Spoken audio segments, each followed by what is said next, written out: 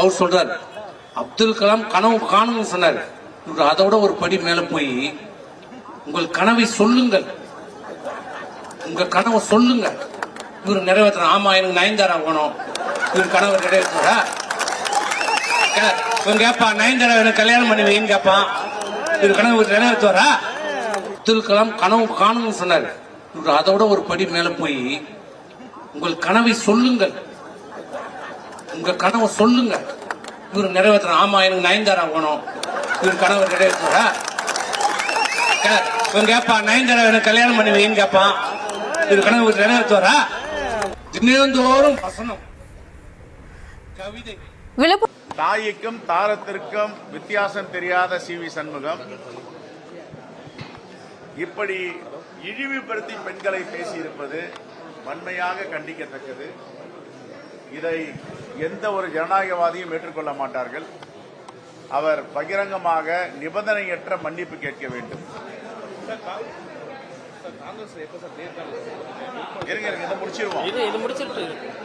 Tamil Nadu Congress committee Mahila Congress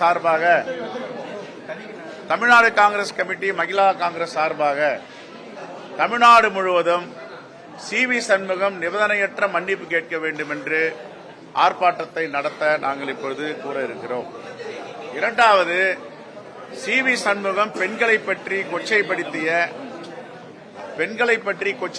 CV. Shanmugam எங்கெங்கெல்லாம் செல்கிறார்களோ Congress committee Mahila காங்கிரஸை சார்ந்தவர்கள் கருப்பு கொடி காட்ட வேண்டும், அவருக்கு நல்ல பாடத்தை புகட்ட வேண்டும் ஜனநாயக ரீதியாக என்று நாங்கள் அறிவிக்க இருக்கிறோம்.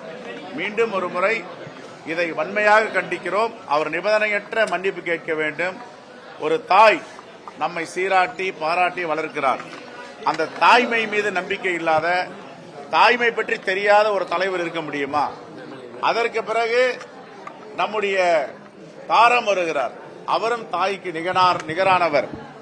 ஆனால் இப்படி வித்தியாசம் தெரியாமல் பெண்களை கொச்சைப்படுத்துவது எந்த விதத்தில் சரி? நான் நினைக்கிறேன் பாரதிய ஜனதா கட்சி தலைவர்கள் தான் இப்படியெல்லாம் வடமாநிலங்களை பேசுவார்கள். பாரதிய ஜனதாவிடம் சென்று விட்டதால் முழுமையாக பாரதிய ஜனதா குணங்கள் அதிமுக தலைவருக்கு வந்து விட்டதா? ஏன் எடப்பாடி பழனிசாமி இதுவரை கண்டிக்கவில்லை?